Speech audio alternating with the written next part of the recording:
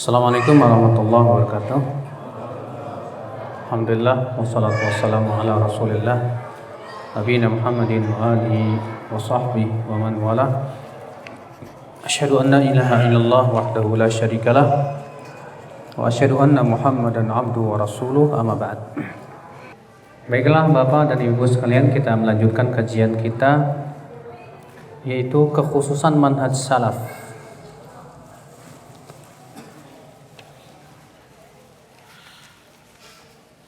Dan tampaknya tidak mungkin kita ambil semuanya ya, karena waktunya juga sangat terbatas sekali.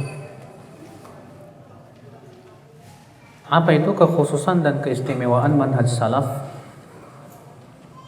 Yang pertama, kekokohan salafus soleh di atas kebenaran dan tidak ada sikap berpindah-pindah. Sebagaimana sikap ini adalah adat kebiasaan ahlul ahwa.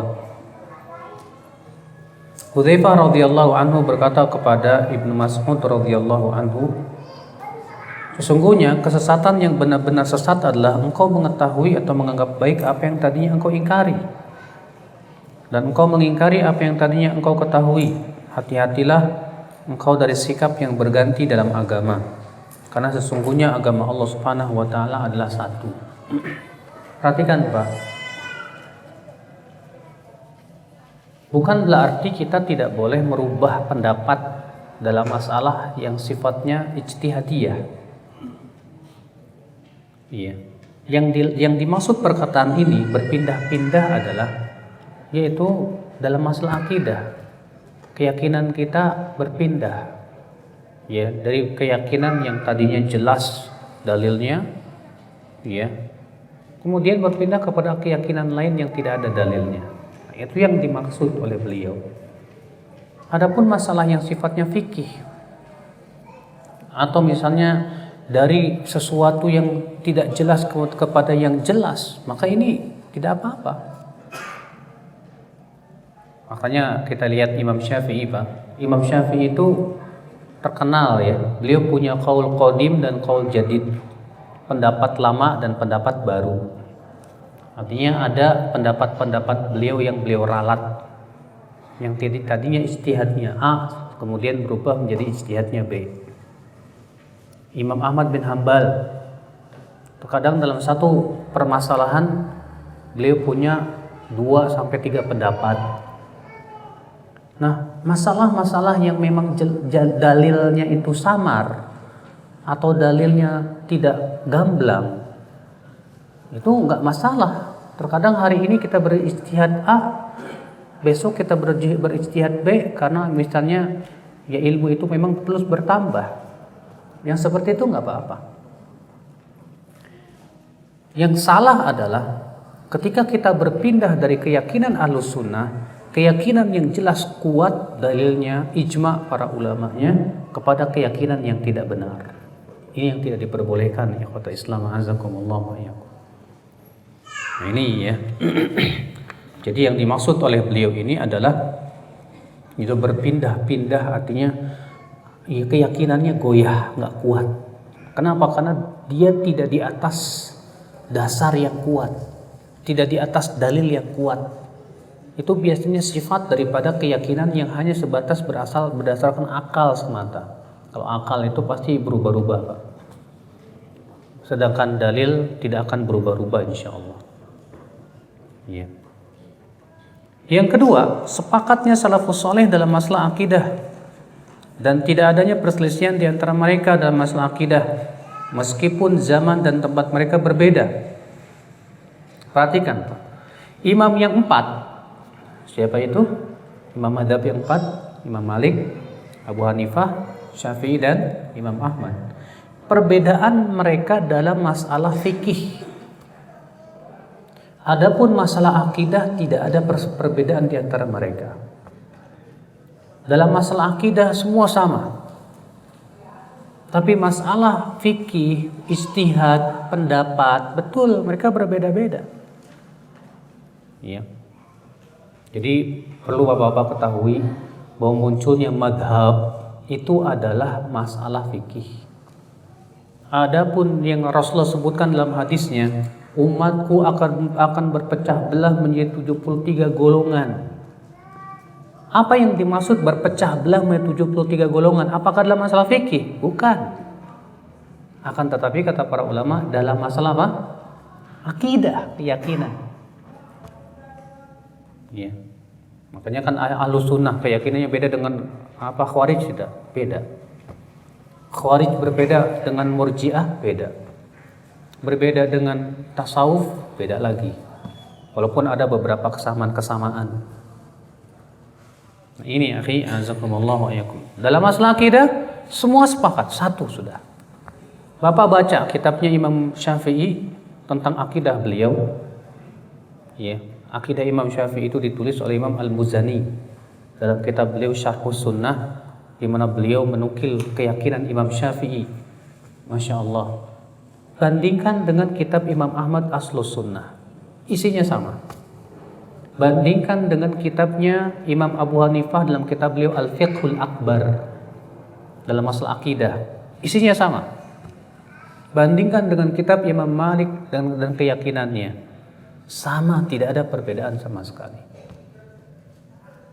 Iya. Kenapa? Karena mereka semua mengikuti keyakinan dan akidah Rasulullah, para sahabat, tabi'in dan tabi'in. Ikhwatul Islam azakumullah wa iyyakum. Yang ketiga,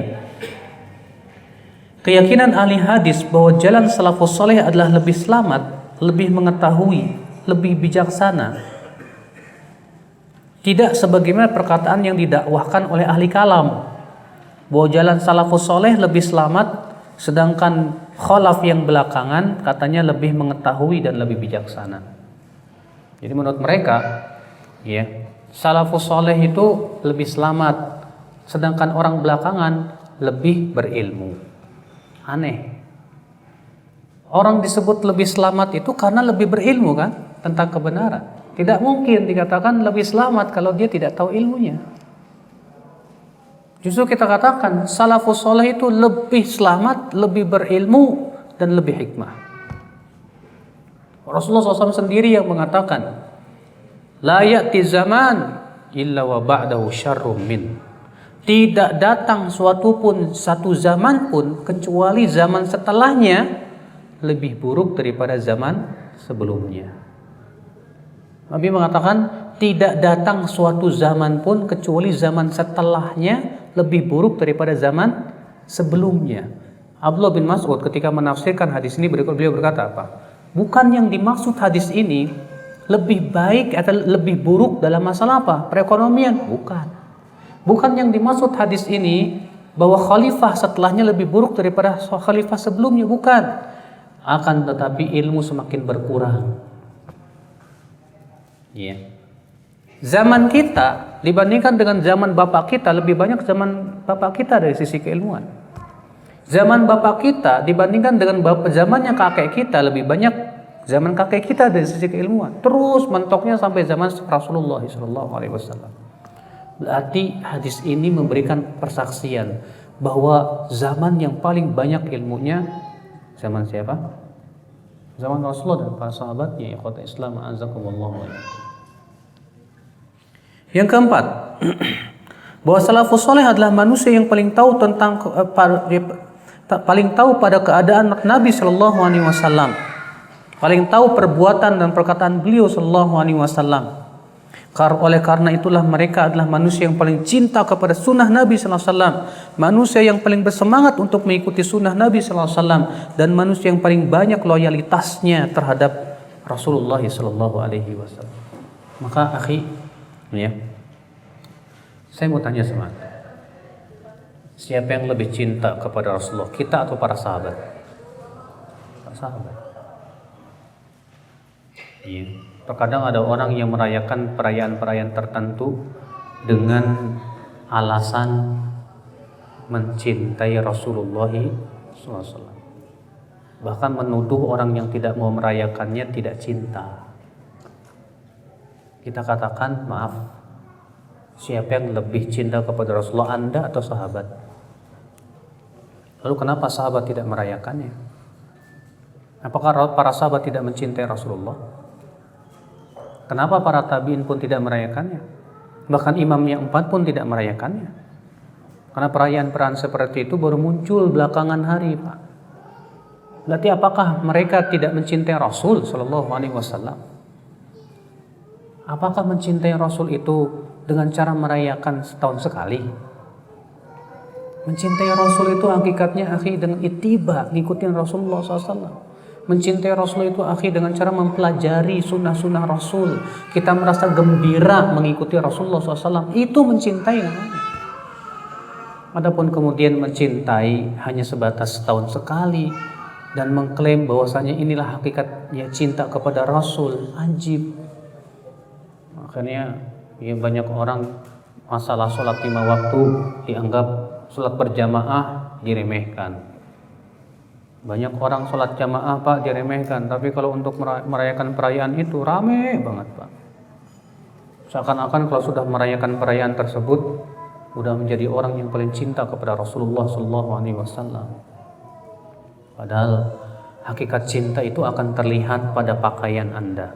Hakikat cinta itu akan terlihat pada tingkah laku kita. Hakikat cinta itu akan terlihat ya dari ucapan kita dan yang lainnya.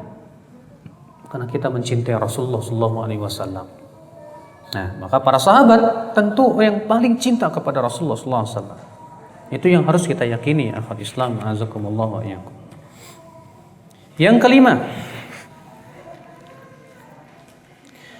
dan yang paling istimewa dari keistimewaan Taifah Al-Mansurah, kelompok yang selamat, adalah semangat mereka dalam menyebarkan akidah sahihah dan agama yang lurus, di mana Allah Azza wa Jalla mengutus para rasulnya membawa agama Islam ini.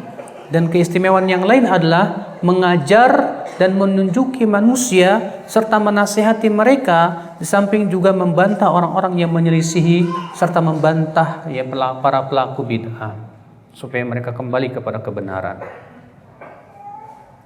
Akhi, ya, semangat berdakwah kepada sunnah itu harus menggelola di hati kita. Setelah kita ngaji sunnah, sudah paham manhaj salaf, maka kewajiban kita selanjutnya adalah bagaimana semangat kita dikobarkan untuk mengajak orang lain kepada apa? Manhaj salaf. Iya. Yang keenam, salafus saleh berada pada sikap tengah-tengah di antara firqah-firqah.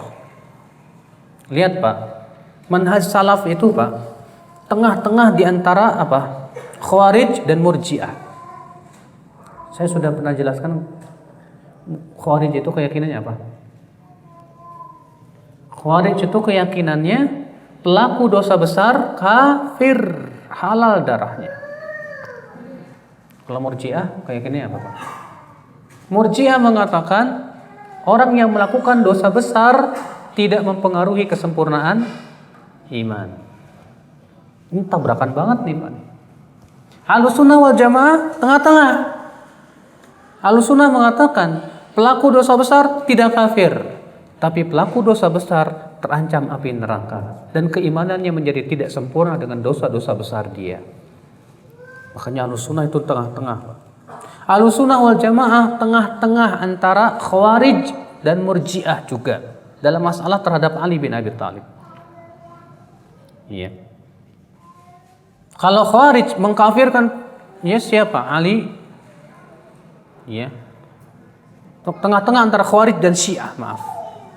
Kalau Syiah sangat mengagungkan Ali bin Abi Thalib, bahkan mempertuhankan Ali bin Abi Thalib. Sedangkan Khawarij mengkafirkan Ali bin Abi Thalib. Sementara Ahlussunnah wal Jamaah tengah-tengah dengan mengatakan kita mencintai Ali, ia seorang sahabat yang mulia, akan tetapi dia bukan Tuhan, dia manusia biasa yang tidak lepas dari kesalahan. Dia seorang sahabat Nabi Shallallahu Alaihi Wasallam yang wajib kita mencintainya. Tengah-tengah tuh Pak, antara Khawarij dan Syiah. Dalam masalah takdir, Ahlussunnah wal Jamaah tengah-tengah antara Qadariyah dan Jabariyah. Qadariyah mengatakan takdir nggak ada. Allah tidak mentakdirkan perbuatan kita, dan Allah nggak tahu apa yang akan kita lakukan besok. Sedangkan Jabariyah apa? Kebalikan. Semuanya udah takdir. Orang yang berbuat dosa nggak salah. Fir'aun nggak dosa, karena dia ngikutin takdir. Iblis ya nggak salah karena dia ngikutin takdir. Ini kebalikannya Pak. Kalau Qadariyah apa Pak? Menolak takdir. Jabariyah terlalu berlebihan dalam masalah takdir. Iya. Pernah suatu ketika Pak, ada pentolan Jabariyah yang istrinya berzina. Ketika dia marah sama istrinya itu, akhirnya istrinya berkata, "Mas, saya nggak salah karena ini sudah takdir Allah, gimana lagi?" Bayangkan Pak, ya, akidah Jabariyah itu bahaya banget. Karena bagi Jabariyah, orang yang melanggar peraturan juga nggak salah, udah takdir. Sekarang akal mana yang bisa menerima hal seperti ini coba? Kalau Bapak bawa motor, kemudian ada lampu merah, ya lewat aja udah. Stop sama polisi, dipanggil. "Kamu kenapa?" "Takdir Pak." Kira-kira diterima nggak Pak? Iya. Makanya akidah Jabariyah ini merusak peraturan. Sedangkan akidah Qadariyah ini menuduh Allah tidak tahu perbuatan manusia. Maka Ahlussunnah tengah-tengah antara Qadariyah dan Jabariyah. Ahlussunnah mengatakan semua sudah takdir, tapi manusia pun diberikan oleh Allah kemampuan. Manusia berbuat dosa dengan kehendak dia dan keinginan dia. Dan Allah sudah melarang manusia berbuat dosa, dan Allah memberikan kemampuan kepada manusia untuk meninggalkan dosa. Maka kalau ada orang yang berbuat dosa, Allah tidak zalim kalau mengadab dia. Semua peraturan ya dalam syariat Islam, siapa yang melanggarnya wajib ditegakkan padanya apa? Sanksi. Ini tidak bertabrakan dengan fitrah manusia kalau Islam. Antum saja kalau ada rampok datang ke rumah, setelah diambilin harta antum, rampoknya bilang, "Mas, ridho sama takdir ya Mas ya."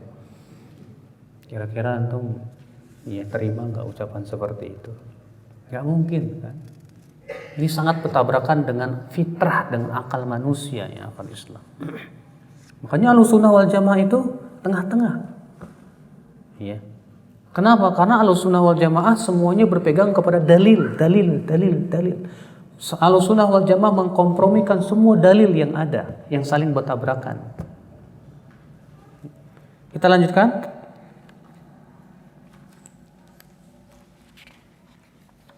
Yang ke-8, oh alhamdulillah, ternyata habis ya. Ke-7 ya.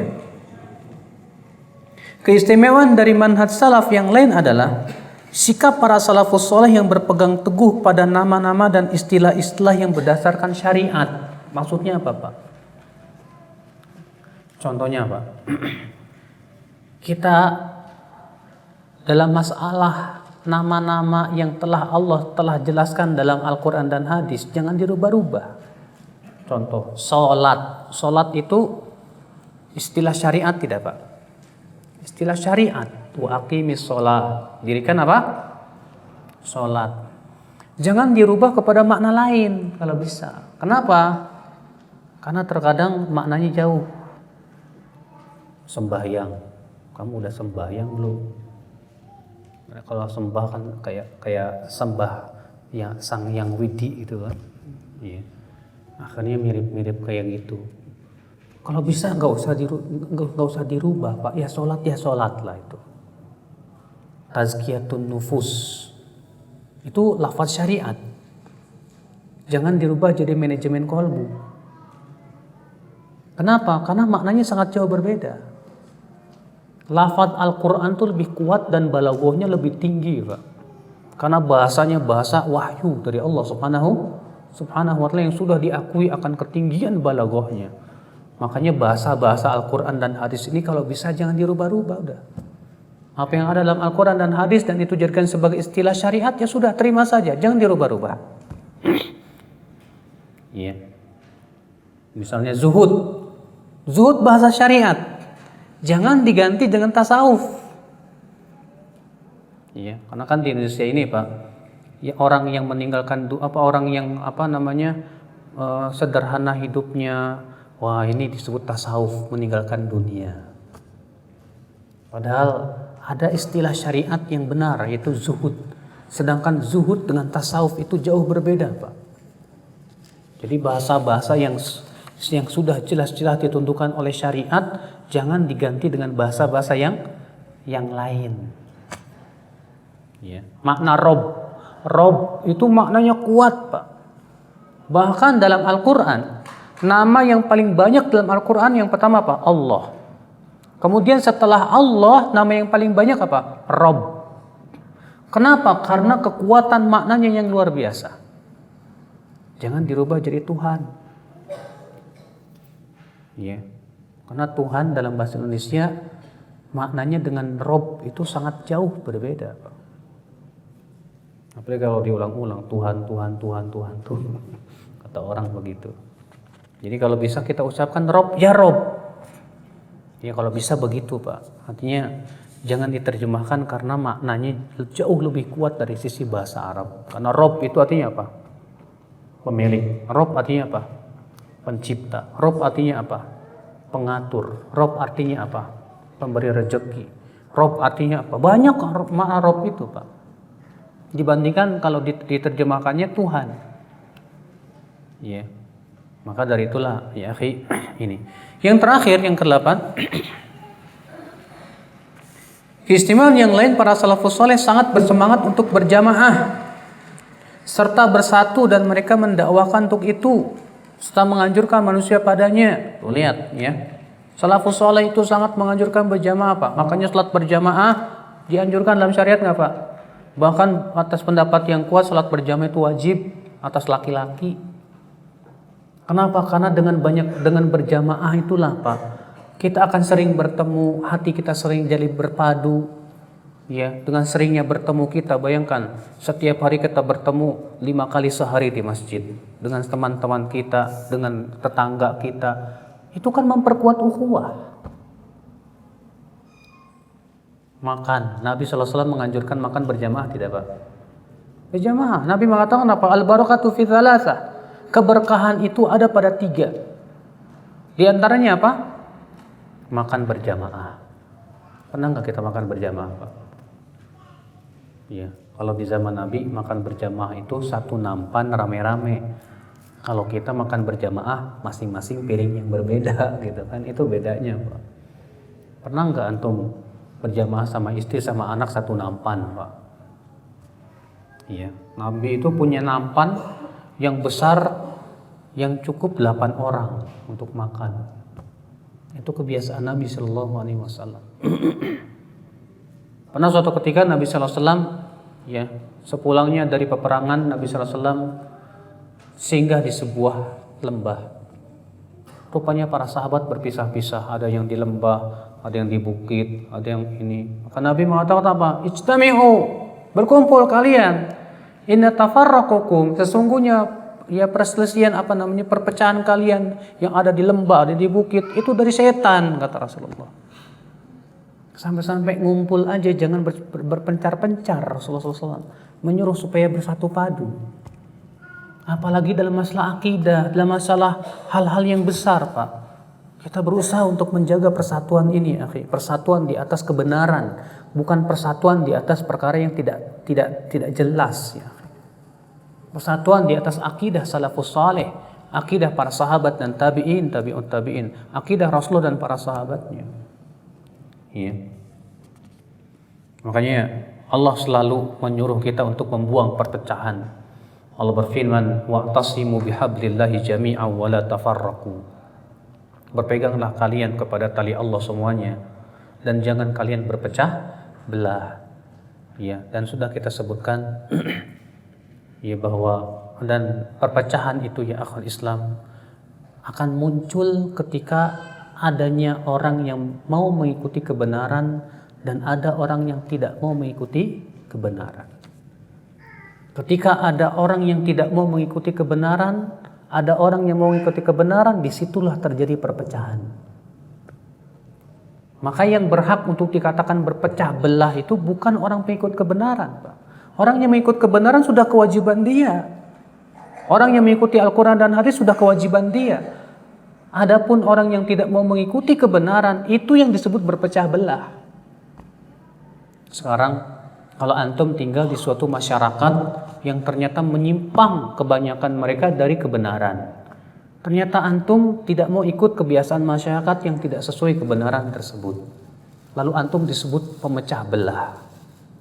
Sekarang kira-kira Pak, ya, penyebutan pemecah belah di saat seperti itu benar nggak Pak? Hah? Kita katakan nggak benar. Karena kewajiban setiap manusia berpegang kepada kebenaran, tidak boleh berpegang kepada kebiasaan-kebiasaan yang menyimpang dari syariat. Tapi ya begitulah memang kenyataannya. Ketika kita berusaha untuk berpegang kepada sunnah Nabi, meninggalkan kesyirikan, meninggalkan ritual-ritual yang tidak disyariatkan, akibatnya kemudian kita malah dianggap pemecah belah. Ya sudahlah, kita sabar aja. Nah ini ikhwata Islam azakumullah, ya, beberapa perkara yang bisa kita bahas pada 2 hari ini, dari kemarin sampai siang ini. Kita buka tanya jawab ya, mudah-mudahan bisa terjawab semuanya. Sekarang jam berapa Mas? Oh iya.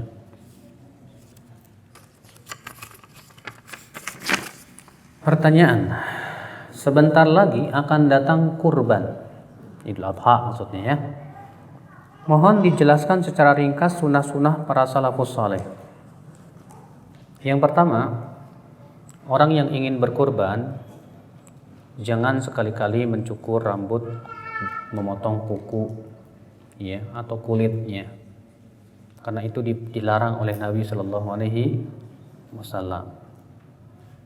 Yang kedua, yaitu siapa saja yang antum punya kelebihan rezeki, hendaklah dia memotong hewan kurban. Karena Nabi Shallallahu Alaihi Wasallam sabda, "Man wajada sa'atan, falam yudhi, fala yaqrabanna musallana." Siapa yang punya kelebihan harta tapi dia tidak berudhiyah, maka janganlah ia mendekati tempat sholat kami, kata Rasulullah SAW. Memang terjadi perselisihan Pak, hukum udhiyah itu apa, wajib apa sunnah gitu kan. Tapi kan terlepas dari apakah wajib atau sunnah, itu menunjukkan tetap dianjurkan, walaupun itu sunnah tetap dianjurkan, dan pahalanya besar insyaallah di sisi Allah Subhanahu Wa Taala. Yang kedua Pak, bahwa waktu berkorban itu semua ulama ijma itu harus setelah sholat Idul Adha. Adapun waktu terakhirnya, ya, terjadi perselisihan para ulama. Setelah semuanya ijma sepakat bahwasannya waktu yang paling utama itu di hari tanggal 10 bulan Dzulhijjah setelah sholat. Karena Nabi yang melakukan demikian dan para sahabatnya. Nah sekarang kalau tanggal 10 nggak sempat, ya, terjadi perselisihan para ulama apakah boleh, ya, tanggal 11-nya, 12-nya. Pendapat yang kuat boleh. Bahkan sebagian ulama berpendapat boleh kalau memang nggak sempat juga sampai akhir bulan Dzulhijjah. Adapun di luar bulan Dzulhijjah semua ulama sepakat tidak boleh. Iya. Kemudian para ulama juga, pendapat jumhur ulama mengatakan bahwa binatang yang hendaknya disembelih itu kalau enggak unta ya sapi atau apa? Kambing. Adapun antum ya udhiyah kurbannya dengan jerapah enggak mencukupi. Atau antum udhiyahnya pakai kuda enggak mencukupi. Atau pakai ayam ya enggak mencukupi. Maka harus salah satu dari 3 itu Pak. Ya unta, sapi atau kalau di Indonesia ya paling kambing sama sapi aja udah. Sebab kalau mau cari unta ya antum ke taman safari dulu sana Pak. Itu juga nggak bakalan boleh dibeli. Iya. Kemudian akhwan Islam azakumullah wa iyyakum, satu orang hanya mencukupi, kambing hanya mencukupi 1 orang, dan ia boleh meniatkan untuk dirinya dan keluarganya. Adapun kalau untuk urunan, maka sapi mencukupi 7 orang. Ya. Itu secara ringkas banget ya, karena masalah fikih kurban itu panjang sebetulnya. Di beberapa daerah ada segolongan orang yang menolak dakwah salaf, Ustadz, mohon nasihatnya. Ya, itu lumrah lah Pak. Ya, kenapa mereka menolak dakwah salaf? Karena pertama mereka belum paham betul apa itu salaf, bagaimana akidah mereka. Karena ketidaktahuan, ketidakpahaman, terjadilah penolakan. Yang kedua, ya mereka dari semenjak kecil sudah tumbuh di atas sebuah keyakinan. Kalau kita Pak sudah terbiasa di atas sebuah keyakinan, terus tahu-tahu ada yang beda dengan kita akan merasa heran. Kok aneh? Ya, apalagi kalau ternyata ritual mereka itu ya disentil. Udah. Ritual-ritual mereka yang mereka lakukan selama dari kecil, ya, entah itu ritual kematian, ritual ini, ritual itu, ternyata disentil, katanya itu nggak ada syariatnya. Wah, marah Pak. Itu lumrah, ya.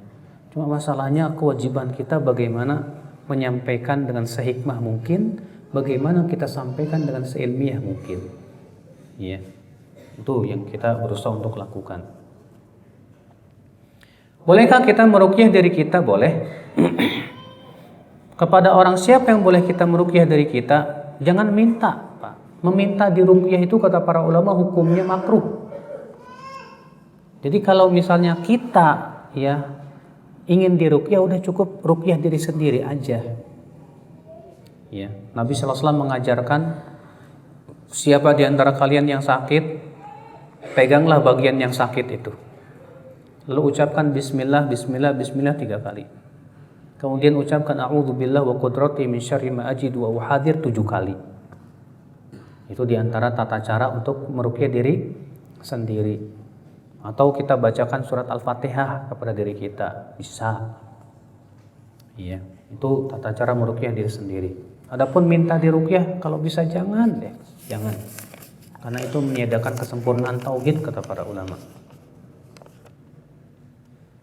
Untuk mengetahui sebuah hadis tersebut sahih, buku kitab apa yang harus kita punya Ustadz? Yang pertama, antum miliki dulu Sahih Bukhari dan Muslim. Karena ini sudah kesepakatan para ulama yang akan kesahihannya. Maka milikilah kitab Sahih Bukhari dan Muslim. Ya. Yang kedua, bisa beli bukunya Syekh Albani, walaupun ya Syekh Albani manusia biasa yang tidak lepas dari kesalahan ya. Akan tetapi yang sudah diterjemahkan ya adanya itu. Kalau antum pengen tahu kumpulan hadis lemah, antum beli judulnya Ensiklopedia Hadis Lemah dan Palsu 15 jilid yang ditulis oleh Syekh Ali Hasan Al-Halabi. Tapi sayang Pak, masih berbahasa Arab. Iya. Nah, itu antum bisa beli itu. Jadi kan antum bisa tahu ini hadisnya sahih apa palsu apa enggak, masuk enggak di dalam kategori dhaif di situ.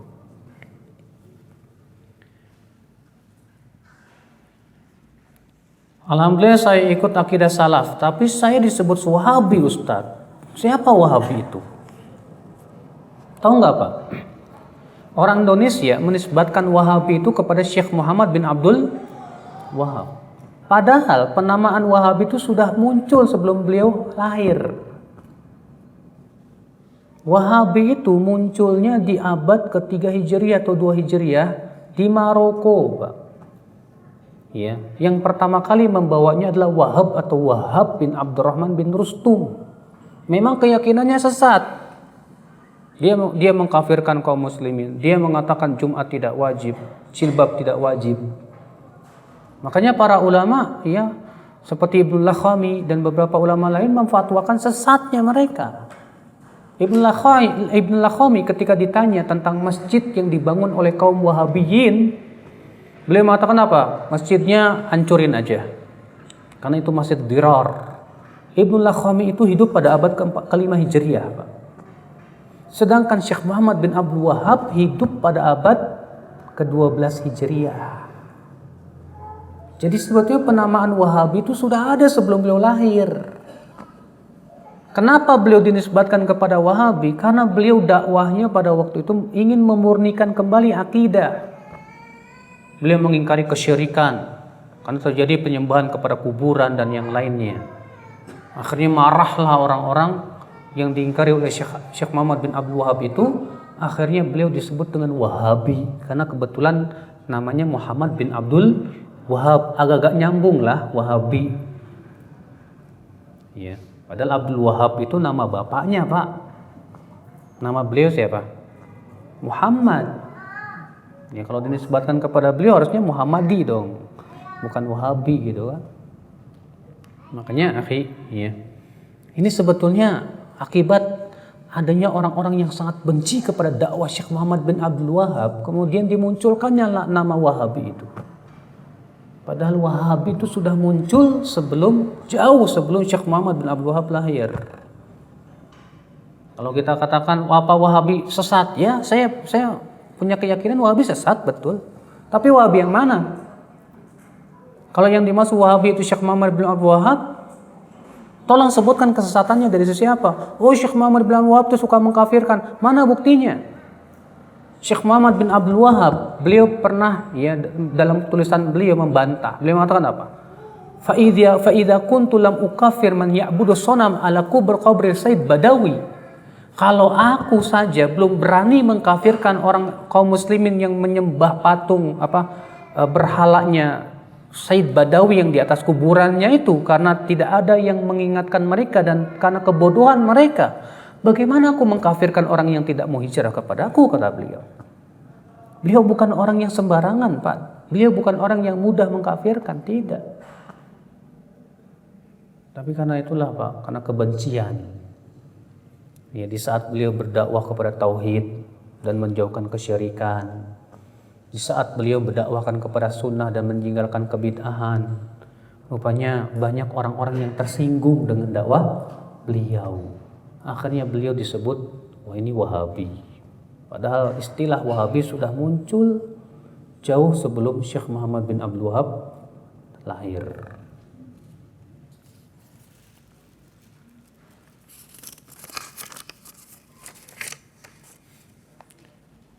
Ustadz, mengapa Allah berada di mana?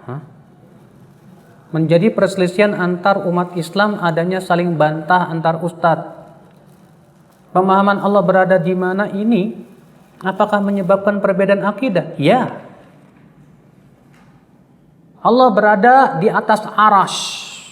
Ini keyakinan Imam Syafi'i, keyakinan Imam Ahmad, keyakinan Imam Abu Hanifah, keyakinan siapa? Imam Malik bin Anas. Dan ini keyakinan yang diriwayatkan dari para sahabat, para tabi'in, dan ini yang ditunjukkan oleh dalil dari Al-Quran dan hadis Nabi SAW. Bapak tahu tidak, Pak? Kapan mulai muncul pendapat yang mengatakan Allah tidak bersemayam di atas arash? Setelah munculnya Jahmiyah, Mu'tazilah, dan Asy'ariyah. Bapak tahu siapa Asy'ariyah? Asy'ariyah itu keyakinan Abul Hasan al-Asy'ari di fase kedua.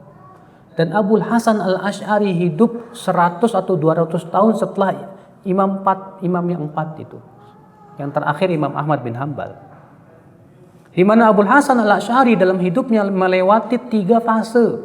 Fase yang pertama di atas akidah Mu'tazilah. Karena ayah angkat beliau itu seorang yang bernama Al-Jubba'i, pentolannya Mu'tazilah.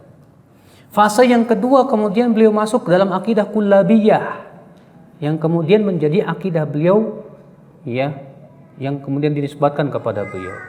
Fase yang ketiga beliau rujuk dan kembali kepada madhab salaf. Dan fase yang ketiga ini, Pak, itu tertera dalam kitab beliau, 3 kitab beliau. Apa itu? Yang pertama, kitab Maqalat Islamiyyin. Di situ beliau tegas menetapkan, ya, setelah beliau menyebutkan tentang keyakinan salafus saleh bahwasanya Allah bersemayam di atas arsy dan yang lainnya, beliau mengatakan di akhirnya apa? Dan ini keyakinan Ahmad bin Hambal, wabihi aqul, dengan pendapat ini aku berpendapat. Itu perkataan Abul Hasan al-Asy'ari dalam kitab Maqalat Islamiyyin. Yang kedua dalam kitab Risalah ila Ahli Thaghr. Beliau juga menetapkan di situ bahwa Allah bersemayam di atas arsy. Yang ketiga, dalam kitab Al-Ibanah an Syari'atid Diyanah, itu pun beliau menetapkan bahwa Allah bersemayam di atas arsy.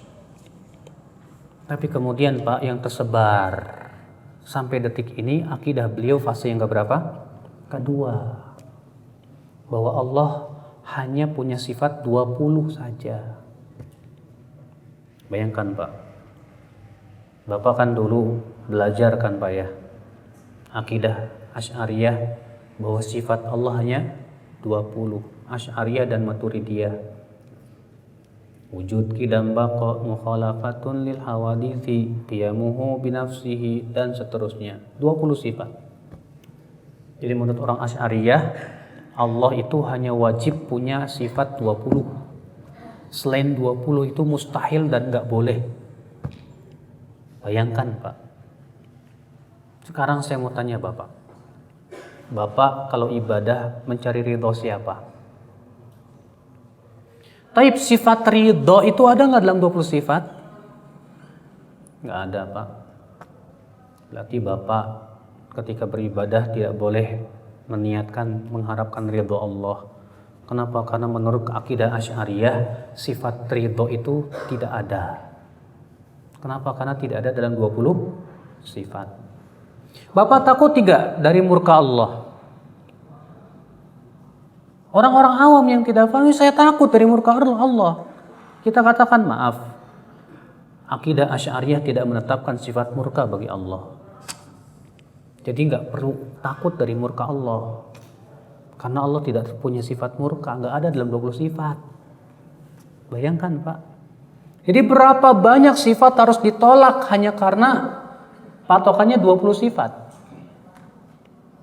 Allah berfirman, ya, dalam Al-Quran, wa makaru wa makarallah. Mereka bermakar dan Allah pun bermakar. Sifat makar tidak ada dalam 20 sifat.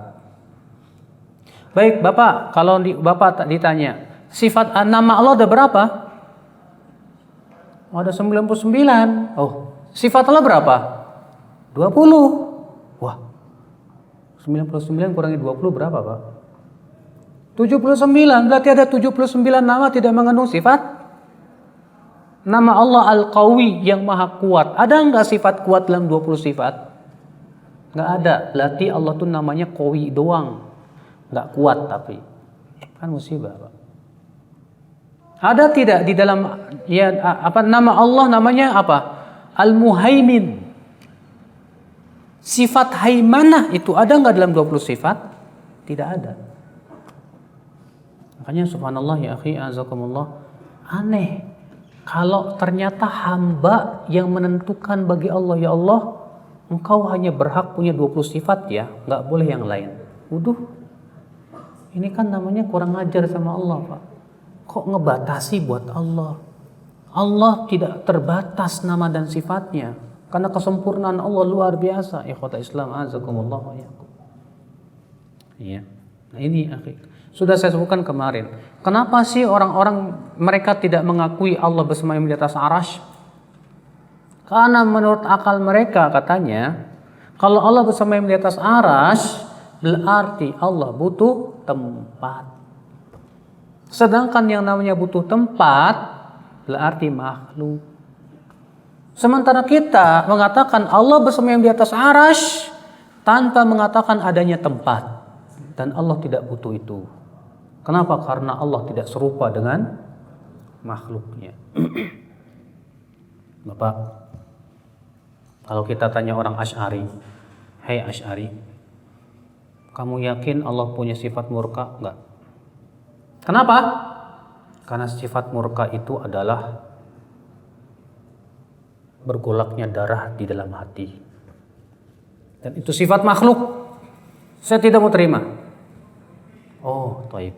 Hai Asy'ari, bukankah kamu juga punya keyakinan Allah punya sifat iradah dalam 20 sifat itu? Dalam 20 sifat itu ada sifat iradah enggak, Pak? Ada. Sedangkan iradah kan sifat makhluk. Iradah itu artinya apa? Keinginan. Lah, iradah kan sifat makhluk. Apa kata mereka? Ya, iradah Allah sesuai dengan keagungan Allah. Tidak serupa dengan makhluknya. Ya sudah, kalau begitu kami pun menetapkan Allah murka sesuai dengan keagungannya, tidak serupa dengan makhluknya. Allah bersemayam di atas arasy sesuai dengan keagungannya, tidak serupa dengan makhluknya. Apa bedanya? Orang Asy'ari menetapkan tidak Pak? Sifat hayat, kehidupan bagi Allah. Hah? Kaum Asy'ari menetapkan sifat hayat bagi Allah, bahwa Allah itu hidup. Kita katakan, "Toib, bukankah manusia juga hidup? Bukankah makhluk hidup juga hidup?" Apa kata mereka? Oh, nggak bisa sama. Kehidupan Allah sempurna, tidak serupa dengan kehidupan makhluk. Toib, kalau begitu, murkanya Allah pun juga tidak sama dengan murkanya makhluk. Apa bedanya dalam masalah ini ya akhal Islam, a'azzakumullah wa iyyakum. Ya, kalau kalian selalu mengatakan dan berkelit bahwa ya kudrohnya Allah sesuai dengan kesempurnaan Allah tidak sama dengan kudroh manusia, maka dalam masalah sifat itu semuanya sama ya akhal Islam, a'azzakumullah wa iyyakum.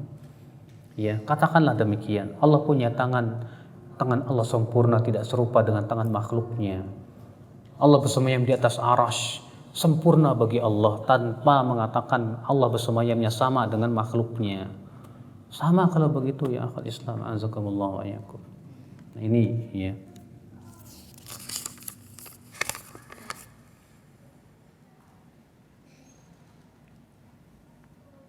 Bagaimana menyikapi perbedaan fikih yang khilafiyah? Pak, tolong bedakan masalah khilafiyah dengan masalah ijtihadiyah. Khilafiyah itu artinya masalah yang diperselisihkan. Ijtihadiyah itu artinya masalah ijtihadi karena tidak ada nasnya yang gamblang. Tidak setiap masalah khilafiyah itu ijtihadiyah. Paham gak Pak? Kalau misalnya ada dua pendapat saling berselisih dan ternyata yang satu dalilnya sahih, yang satu tidak punya dalil, mari kita pegang yang punya dalil dong. Saya berikan contoh. Dengarkan baik-baik. Imam Abu Hanifah berpendapat namanya arak itu hanya terbuat dari anggur, Pak. Jadi menurut Abu Hanifah yang namanya arak itu khusus kalau itu terbuat dari anggur. Adapun kalau arak itu terbuat dari rambutan atau dari apel atau dari selain anggur, maka menurut Abu Hanifah nggak disebut arak. Bagaimana kalau ada pemuda minum nenggak glek, ya, terus antum bilang, kok antum kamu mabuk-mabukan? Kata Abu Hanifah, kalau dari rambutan nggak apa-apa. Gimana tuh? Kita katakan pendapat Abu Hanifah batil karena bertabrakan dengan dalil. Nabi mengatakan kullu muskirin khamrun, setiap yang memabukkan itu arak, dan setiap arak itu apa? Haram. Maka dalam hal ini pendapat Abu Hanifah tidak bisa kita hormati, Pak. Makanya tidak setiap masalah yang diperselisihkan itu bisa kita hormati, Pak. Tapi kalau dalam masalah yang sifatnya ijtihadiyah, tidak ada nas yang sharih, maka pada waktu itu kita tidak bisa saling memaksakan diri. Iya. Contoh masalah ijtihadiyah, masalah yang berhubungan dengan membaca Al-Fatihah di belakang imam. Abu Hanifah, Imam Syafi'i dan Imam Ahmad berpendapat. Imam Syafi'i mengatakan wajib baca Al-Fatihah di belakang imam, baik makmum ataupun imam, baik sholatnya keras maupun tidak keras. Pokoknya kata Imam Syafi'i wajib. Dalilnya mana? Hadis la sholata liman lam yaqra bi Fatihatil kitab. Tidak sah sholat bagi mereka yang tidak baca Al-Fatihah. Abu Hanifah kebalikan. Abu Hanifah mengatakan apa? Makmum tidak perlu baca apapun, baik sholat keras maupun sholat tidak keras. Iya. Kenapa? Karena kata Abu Hanifah ada hadis yang mengatakan bahwasannya bacaan makmum ditanggung imam. Kalau udah tanggung, ngapain baca dulu? Kata Abu Hanifah, udah diam aja. Waduh, tabrakan nih Pak. Imam Ahmad bin Hanbal tengah-tengah. Kata Imam Ahmad, kalau dibacakan dengan keras, diam. Karena Allah mengatakan wa idza quri'al Qur'anu fastami'u lahu wa ansitu. Apabila dibacakan Al-Qur'an, berarti kalau dibacakan dengan keras dong. Maka dengarkan dan diam. Kata Imam Ahmad, ayat ini turun mengenai bacaan makmum di belakang imam dengan kesepakatan seluruh ulama. Tapi kalau kalau imam bacanya tidak keras suaranya, sir seperti salat zuhur, ya asar, berarti kan tidak dibacakan dengan keras. Maka pada waktu itu kata Imam Ahmad, makmum wajib baca. Makmum wajib apa? Baca. Nah, dalam masalah ini ijtihadi Pak, nggak ada nas yang sahih, nggak ada. Masing-masing punya dalil yang kuat, sahih semua hadisnya. Maka pada waktu itu kita hanya sebatas memilih mana yang paling kuat, bas. Jangan memaksakan pendapat kita kepada orang lain. Nggak bisa Pak. Masalah kunut subuh kemarin sudah kita pernah sindir. Iya. Kenapa sih para ulama berbeda pendapat apakah kunut subuh disyariatkan apa tidak? Ada yang masih ingat nggak? Gara-gara perselisihan mereka di dalam menghukumi seorang perawi. Jadi ada sebuah hadis Nabi SAW sabda, lam yazal Rasulullah SAW yaknut fi salatil fajr hatta faraqad dunya. Nabi SAW senantiasa kunut subuh sampai meninggal dunia. Gara-garanya ada perawi, dalam sanadnya itu ada perawi yang namanya Isa bin Mahan. Ya.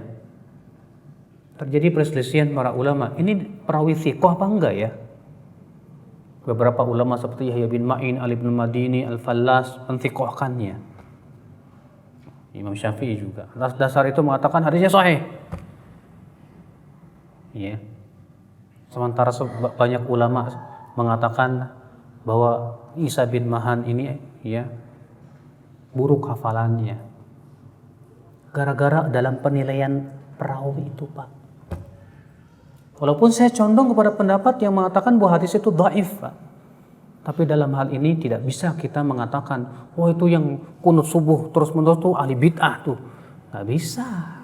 Ini ikhtilaf para ulama jelas. Iya. Jadi permasalahan ini kita harus bedakan, Pak. Kalau masalah akidah, semua ulama sepakat, semua sepakat. Tidak ada perbedaan di antara mereka. Nah ini ya, azakumullah wa iyyakum ya. Jadi tidak setiap masalah khilafiyah itu disebut masalah ijtihad. Bedakan antara masalah khilafiyah dengan masalah ijtihadiyah. Jauh berbeda.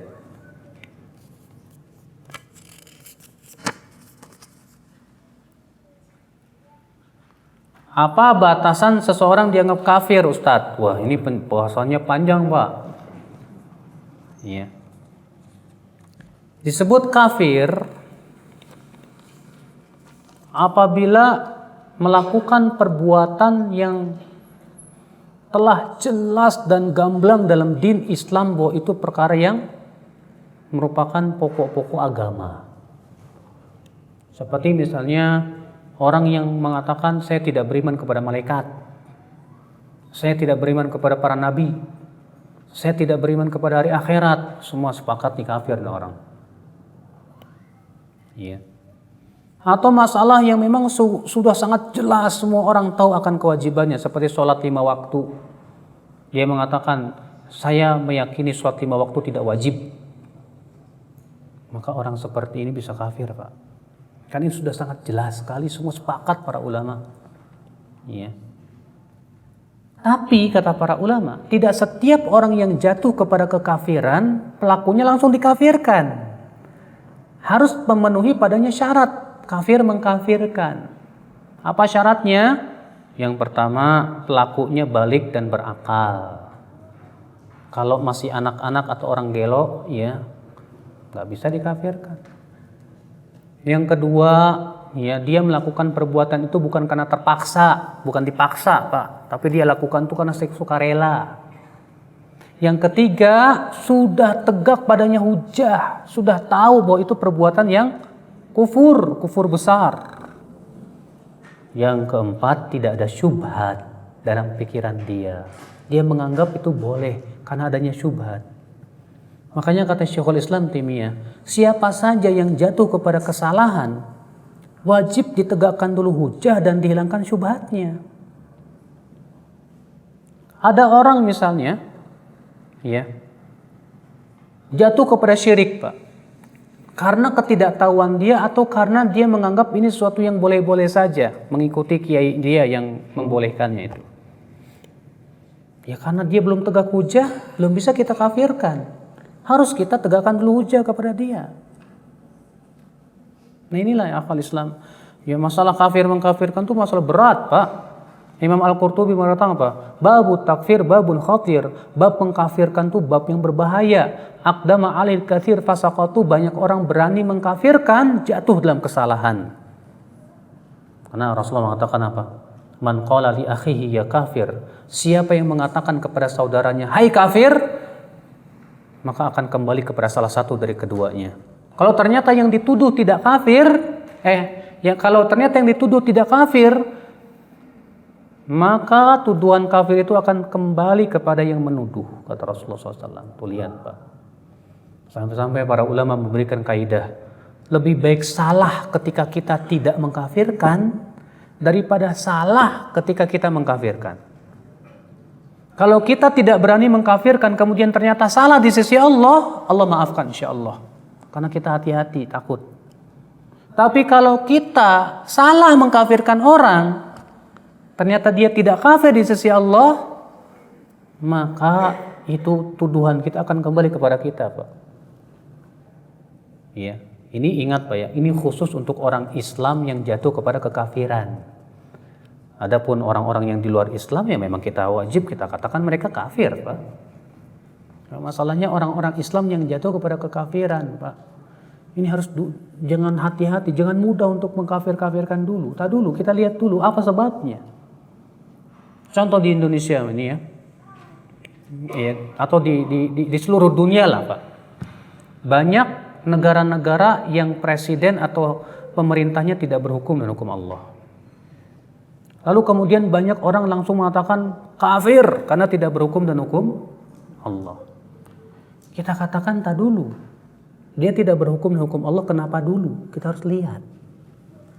Sekarang di zaman Rasulullah ada Najasyi tidak, Pak? Najasyi masuk Islam tidak, Pak? Dan ketika dia menjadi seorang raja di Habasyah, dia masuk Islam. Apakah dia ketika jadi raja berhukum dan hukum Allah? Tidak. Apakah Rasulullah mengkafirkan Najasyi? Tidak juga. Ketika terdengar kabar bahwa Najasyi meninggal dunia, Rasulullah mensolatkan tidak, Pak? Solat gaib kan? Padahal ia tidak berhukum dengan hukum Allah Subhanahu wa taala. Kenapa sebabnya? Di sinilah, Pak, ya. Rasulullah mengajarkan kehati-hatian, jangan sampai mudah mengkafirkan. Mungkin bisa jadi Najasyi belum sampai kepadanya ilmunya, atau bisa jadi karena ketakutan atau yang lainnya. Kita nggak tahu, Pak. Ya. Tapi presiden kita ini jatuh kepada perbuatan begini.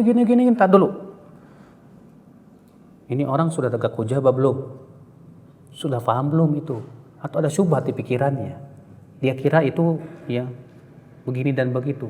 Tak dulu, Pak. Kalau selama kita tahu dia seorang muslim misalnya, kita yakin ini muslim, maka tidak boleh dikeluarkan dari keislaman kecuali dengan sesuatu yang yakin lagi. Nggak boleh dengan hanya sebatas dugaan-dugaan saja ya akhul Islam, azakumullah wa iyyakum. Kalaupun ya akhi azakumullah wa iyyakum. Ya, kalau misalnya ternyata di sisi Allah dia kafir, lalu kemudian kita takut, khawatir, saya belum berani mengkafirkan karena takut, saya juga belum menegakkan hujah dan yang lainnya. Allah maafkan insyaallah. Yang khawatir itu ketika kita sembarangan kafir, ternyata di sisi Allah dia belum kafir, maka tuduhan itu kembali kepada diri kita. Itu yang kita tidak ingin ya akhul Islam, azakumullah wa iyyakum. Makanya akhi, hati-hatilah. Jangan mudah mengkafirkan. Iya.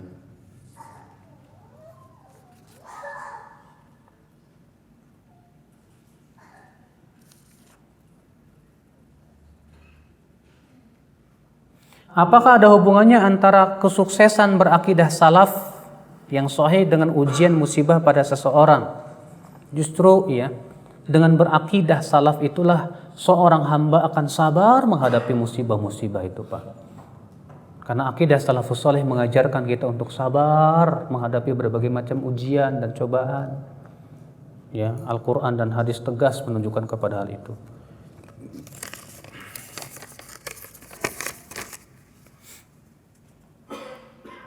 Tolong jelaskan secara singkat, asal muasal Syiah itu timbulnya pertama kali kapan ya? Jadi Pak, ketika Utsman bin Affan menjadi khalifah, muncul namanya orang Yahudi yang bernama Abdullah bin Saba. Abdullah bin Saba ini pinter, di mana ia pura-pura masuk Islam lalu ia memperlihatkan ibadah yang luar biasa untuk mendapatkan simpatik dari masyarakat. Setelah dia sudah mulai dipercaya oleh masyarakat, mulai dia bergerak. Dia simpan konconya itu di kota Madinah, dan yang di kota Madinah ini Pak punya kemampuan yang luar biasa di dalam menjiplak tulisan. Maka ditulislah tulisan surat atas nama Ummahatul Mukminin yang isinya provokasi, tuduhan bahwa Utsman telah menzalimi mereka. Dikirimlah surat itu kemana? Ke Kufah, ke Basrah. Kemudian setelah sholat Jumat dibacakanlah surat itu ke kaum muslimin. Marah kaum muslimin kepada Utsman bin Affan. Akhirnya terjadilah yang terjadi, demo. Ini sejarah demo pertama dalam dunia Islam. Minta Utsman turun dari jabatan. Karena mereka terprovokasi dengan tuduhan-tuduhan itu, Pak. Utsman gak mau turun. Karena Rasulullah SAW pernah bersabda kepada Utsman, "Hai Utsman, kelak Allah akan memberikan kepada engkau pakaian kepemimpinan. Jangan engkau cabut." Gak mau Utsman. Karena itu perintah Rasulullah SAW. Sampai kemudian akhirnya beliau pun rumah beliau itu dikepung 20 hari. Dan beliau pun dibunuh secara sadis oleh para provokator itu, Pak. Akhirnya terbunuhlah Utsman. Rupanya Abdullah bin Saba, Pak, berhasil konspirasinya dia. Maka apa yang terjadi? Dia mulai menyebarkan pemikiran di kota Kufah dan Basrah itu. Sebetulnya yang berhak menjadi khalifah itu Ali. Yang berhak menjadi khalifah siapa? Ali. Abu Bakar dan Umar itu nggak berat.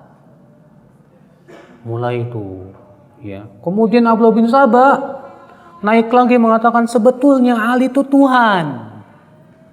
Maka muncul di zaman ketika Ali telah menjadi khalifah, muncul kelompok Sabaiyah yang mempertuhankan Ali bin Abi Thalib. Kelompok ini, Pak, ditangkap oleh Ali bin Abi Thalib. Dan dalam kitab-kitab sejarah disebutkan seperti Al-Bidayah wan Nihayah dan yang lainnya. Ali bin Abi Thalib menangkap kelompok ini. Kemudian Ali mengatakan, "Masya'nukum, ada apa kalian?" Kata mereka, "Kami beriman, hai Ali, bahwa engkau pencipta langit dan bumi. Engkau Tuhan kami." Marah Ali. Kata Ali, "Jika kalian tidak bertaubat, aku akan buat api yang sangat besar untuk aku bakar kalian dengannya." Apa kata mereka? "Kami semakin beriman bahwa engkau Tuhan, karena tidak ada yang mengadab dengan api kecuali Tuhan." Maka Ali pun kemudian membakar mereka hidup. Tapi perbuatan Ali ini diingkari oleh Abdullah bin Abbas. Nah inilah, Pak, cikal bakal Syiah ini, Pak. Yang kemudian Pak Abdullah bin Saba nggak berhenti dari situ. Terus yang akhirnya dia sampai kepada pemikiran apa? Bahwa para sahabat semua kafir, murtad dari agama Islam. Bahwasanya para sahabat Nabi SAW lah yang merubah-rubah Al-Quran. Dan bahwasanya Al-Quran yang ada sekarang itu sudah tidak otentik lagi, sudah dirubah oleh para sahabat. Jadi apa, Pak? Tujuannya untuk membatalkan Al-Quran dengan cara menikam para Sahabat, sebetulnya Pak, Syiah itu adalah konspirasi Persia. Karena Persia itu hancur oleh Islam. Mereka sangat benci sekali. Kenapa Ali? Ya mereka lebih mengagungkan Hussein daripada Hasan. Selalu yang mereka agungkan Hussein, ya Hussein, ya Hussein, ya Hussein. Kalau antum dengar ya, mereka itu selalu Hussein, Hussein. Karena Hussein lah yang menikahi wanita Persia. Makanya sebetulnya Pak, ya Syiah yang ada di Iran itu sebetulnya konspirasi. Mereka ingin kembali apa? Ya, mengangkat Persia. Tapi Rasulullah alhamdulillah sudah mengabarkan bahwasanya Allah akan merobek-robek Persia dan tidak akan pernah bisa bangkit lagi. Dan mereka tak akan pernah bisa bangkit. Ikhwata Islam, tapi itulah ternyata di mana-mana mereka selalu bikin keonaran. Karena mereka punya keyakinan yang sangat mengerikan Pak. Bagi mereka darah Ahlus Sunnah wal Jamaah itu halal. Iya, makanya tidak aneh di Suriah pokok muslim Ahlus Sunnah dibunuhi. Di Palestina, ya mereka dengan pasukan Hizbullahnya Pak. Ya mereka pintarnya mereka itu bermain media dan politik Pak. Mereka mengatakan kami berperang melawan Yahudi. Padahal Hizbullah sama Yahudi aduh dekat Pak. Ya ketika terjadi perang kelihatannya sedang perang-perangan, padahal yang dibunuh siapa? Ahlussunnah wal Jamaah semuanya. Makanya akhi, ya banyak kaum muslimin yang kemudian terkagum-kagum sama Hizbullah. Wah hebatnya Hizbullah memerangi Yahudi. Orang yang paham tentang hakikatnya dia tidak akan tertipu insyaallah. Nah ini akhi azakumullah yakum. Dari itu pelajari oleh antum bagaimana akidah Syiah. Dalam kitab-kitab para ulama alhamdulillah sudah tertera kok. MUI juga sudah mengeluarkan buku tentang bahaya laten Syiah. Sudah alhamdulillah. Bahkan sebetulnya dari tahun 1984 di masa Soeharto MUI sudah mengeluarkan tentang kesesatan Syiah itu. Sudah. Tapi zaman sekarang ini Syiah sudah mulai mencengkram Pak. Yang kita khawatirkan kalau Syiah jadi pemimpin holas Ahlus Sunnah sedikit-sedikit, terutama kita yang mengikuti sunnah dihabisin yang pertama kali. Karena bencinya mereka kepada para pengikut sunnah Nabi Sallallahu Alaihi Wasallam.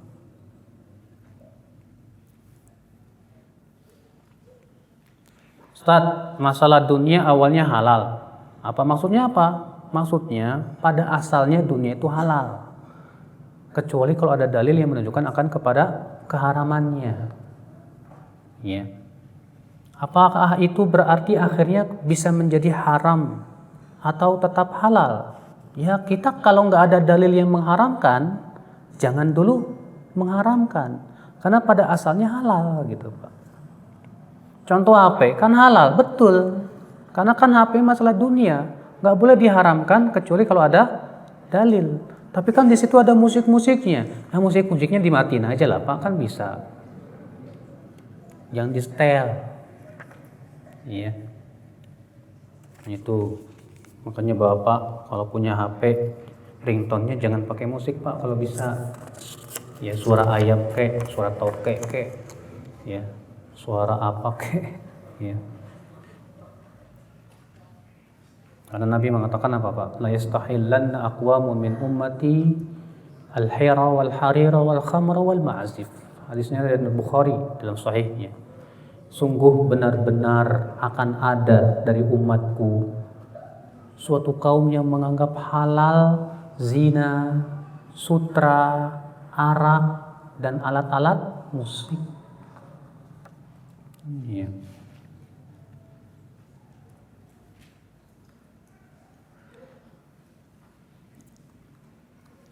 Ustaz, menurut dalil apakah yang menjadi patokan safar bagi seorang muslimah ya Ustaz ya? Perjalanan 1 hari 1 malam atau 3 hari 3 malam 80 km atau apa ya? Tahu nggak Pak? Nabi Sallallahu Alaihi Wasallam pernah keluar menuju Muzdalifah dan beliau mengqashar. Sedangkan Muzdalifah dari kota Madinah itu Muzdalifah lagi Dzulhulaifah. Nabi SAW pernah keluar ke Dzulhulaifah dan mengqashar di sana. Sedangkan perjalanan jarak antara Madinah dan Dzulhulaifah itu 10 kilo.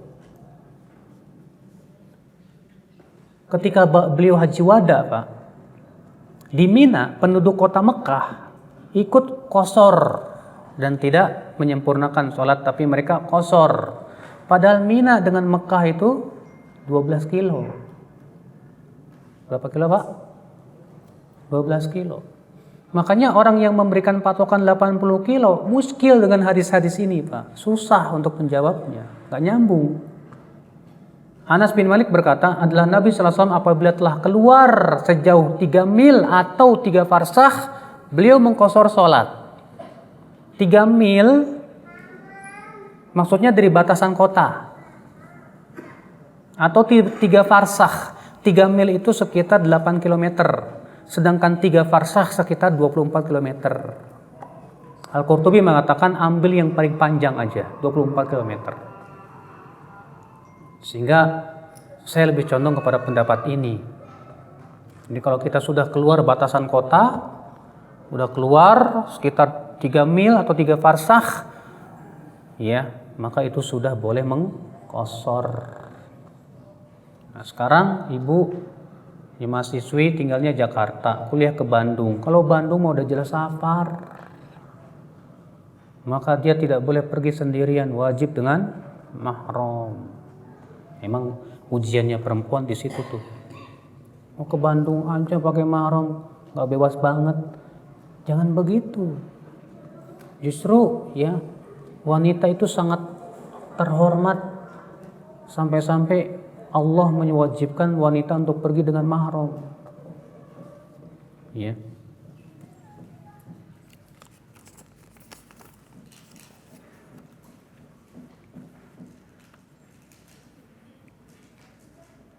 Bagaimana sikap kita terhadap fatwa ulama dari negeri? Apakah ada ikatan untuk mengikutinya? Bagaimana kalau ada perbedaan dengan ulama di negeri kita, Pak? Kalau terjadi perbedaan antara ulama di negeri kita dengan ulama di negeri lain, maka sikap kita adalah lihat dalilnya, mana yang paling kuat. Kalau memang kita diberikan kemampuan untuk melihat dalil, hujahnya apa, alasannya apa gitu. Alhamdulillah. Apakah ijma ulama ada hanya pada masa terdahulu atau juga pada masa sekarang? Masa sekarang susah masalahnya. Ya.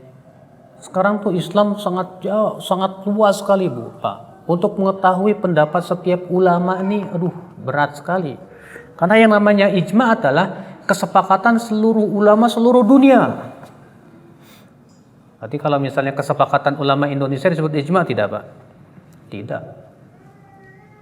Jadi ijma itu disebut ijma kalau bersepakat ulama seluruh dunia. Sulit sekali untuk menghitung. Berarti Bapak harus mengunjungi per negara. Datang ke Malaysia, datang ke India, datang ke Pakistan, satu-satu ditulisin tuh pendapat-pendapatnya tuh. Waduh, berat makanya. Untuk menyatakan ijma di zaman sekarang nih juga berat, Pak. Dan yang terakhir,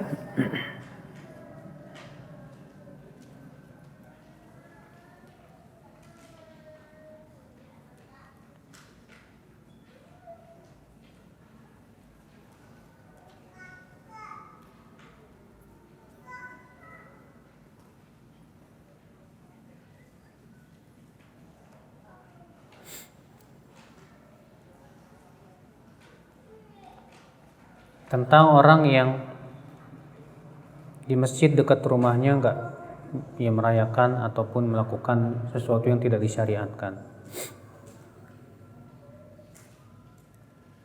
Mendirikan masjid di tanah wakaf dari warga di wilayah dekat pesantren anak kami. Tapi pada saat itu kita minta izin dari RT. Mereka minta kita untuk tidak melarang mereka melakukan atau merayakan perayaan-perayaan yang mereka yakini itu sunnah. Boleh. Akhirnya kami setuju karena menurut kami berhijrah butuh proses. Tapi tetap tidak kami lepas kegiatan di masjid itu begitu saja. Kita coba pelan-pelan memberi pengertian warga akan manhaj salaf. Bolehkah kami bersikap seperti itu? Boleh banget, bagus bahkan itu. Harus begitu, gimana lagi? Gak bisa kita dakwah langsung jor-joran, bubuk apa-apa udah. Ya, yang ada apa, Pak? Hancur. Dakwah itu pelan-pelan, Pak. Pelan-pelan. Hikmah, bijak, ilmu. Semua sampaikan dengan ilmiah, dalil, hujah, Al-Quran, hadis, perkataan para ulama, jelas dasarnya. Berakhlak dengan akhlak yang baik dan yang lainnya. Allahu a'lam. Semoga yang saya sampaikan pada 2 hari ini Pak bermanfaat Pak ya, mudah-mudahan, dan semakin memahamkan kita tentang hakikat apa itu salaf dan manhaj salaf. Dan tentunya 2 hari ini tidak cukup Pak. Bapak harus bersungguh-sungguh terus mengkaji dan mengkaji ya, supaya lebih paham lagi tentang hakikat apa itu manhaj salaf. Kan itulah manhaj yang telah kita jelaskan adalah manhaj Rasul dan para sahabat Nabi Sallallahu Alaihi Wasallam. Dan akhir kalam dari saya, mohon maaf bila ada sikap ataupun kata-kata yang tak berkenan di hati, mohon dimaafkan. Dan yang benar itu semuanya dari Allah, dan yang salah itu dari kekurangan ilmu saya dan dari syaitan. Kita tutup ya dari saya, subhanakallah bihamdika asyhadu an la ilaha illa anta astaghfiruka wa atubu ilaik. Wassalamualaikum warahmatullahi wabarakatuh.